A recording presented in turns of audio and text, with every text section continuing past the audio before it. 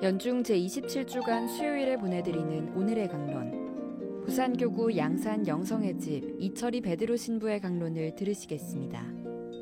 오늘 복음은 루카복음 11장 1절에서 4절까지의 말씀입니다.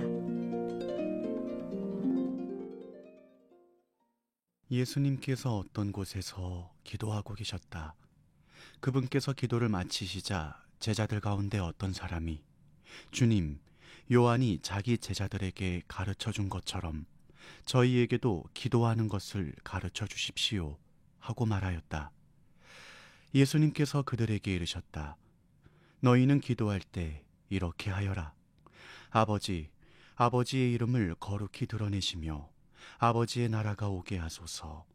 날마다 저희에게 일용할 양식을 주시고 저희에게 잘못한 모든 일을 저희도 용서하오니 저희의 죄를 용서하시고 저희를 유혹에 빠지지 않게 하소서.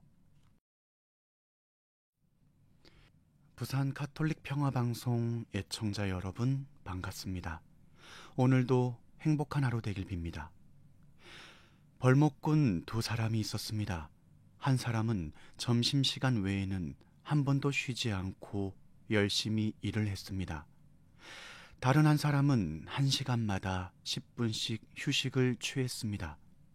그리고 그는 휴식 중에 도끼를 갈고 도구를 손질하는 일도 했다고 합니다.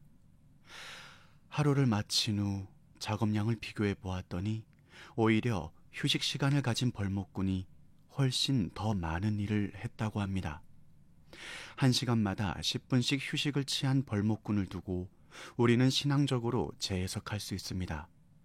비유를 들자면 휴식을 취한 벌목꾼은 우리에게 있어 기도하는 사람입니다. 바쁘게 일하는 사람일수록 더욱더 기도가 필요하죠. 벌목꾼이 자신의 도끼를 갈고 도구를 손질하는 시간이 필요하듯이 우리도 마음을 가라앉히고 마음을 정돈하는 시간이 필요합니다. 그렇게 기도야말로 쉼의 시간입니다. 열정적인 복음 선포를 하시면서도 언제나 예수님은 한결같이 외딴 곳으로 가시어 쉬셨습니다. 기도하셨죠. 고요와 침묵 속에서 내면에서 들려오는 아버지의 음성을 듣는 일을 게을리하지 않았습니다. 치유가 필요한 이들이 쉴 새 없이 밀려들어와도 그들에게 하늘나라에 관한 말씀을 선포하는 데에 시간이 모자라더라도 우리 예수님은 고요와 침묵 속으로 들어가셨습니다. 그렇게 쉬셨고 기도하셨습니다. 그런 모습을 보며 지내온 제자들은 궁금했나 봅니다. 과연 예수님께서는 홀로 무슨 기도를 하셨을까? 예수님은 어떻게 쉬셨을까? 궁금했나 봅니다. 그래서 제자들은 예수님께 청합니다. 예수님께서 하시는 기도를 듣고 싶어 합니다. 예수님은 이 기도를 가르쳐 주셨습니다. 우리 자신의 선행과 나눔으로 아버지의 이름을 드러내라 하십니다. 이 세상에 파견된 우리가 사랑을 실천하는 그 자리가 아버지의 영광이 드러나는 자리이며 우리를 통해 그 자리가 거룩해지기를 바라십니다. 그리고 내가 아니라 언제나 아버지가 우선이 되길 바라십니다. 자신의 이기심과 탐욕을 이 땅에서 이루려 하기보다 아버지의 뜻이 이 땅에서 이루어지길 바라십니다. 이 땅에서 아버지의 나라가 실현되도록 함께 노력하자 하십니다.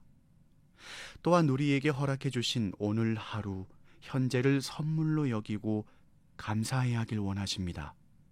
미사 시간에 주어지는 일용할 영적 양식에 감사하며 그 양식을 모실 수 있음에 행복해 하길 원하십니다. 나아가 우리의 죄와 잘못을 보기보다 얼마나 사랑하며 살아가는지를 보시는 예수님이시기에 우리도 미움을 내려놓고 서로의 상처와 아픔을 어루만져 줄 수 있길 바라십니다. 용서받기보다 먼저 용서하고 사랑받기보다 먼저 사랑할 수 있길 바라십니다.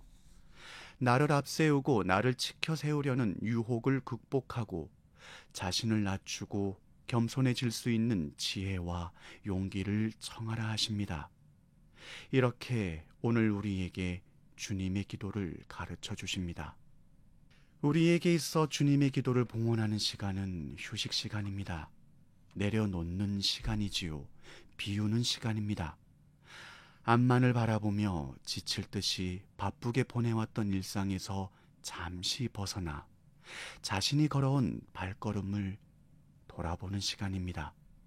오늘도 예수님과 함께 예수님께서 가르쳐 주신 주님의 기도를 봉헌하며 생명의 숨을 쉬는 하루가 되길 기도드립니다. 아멘.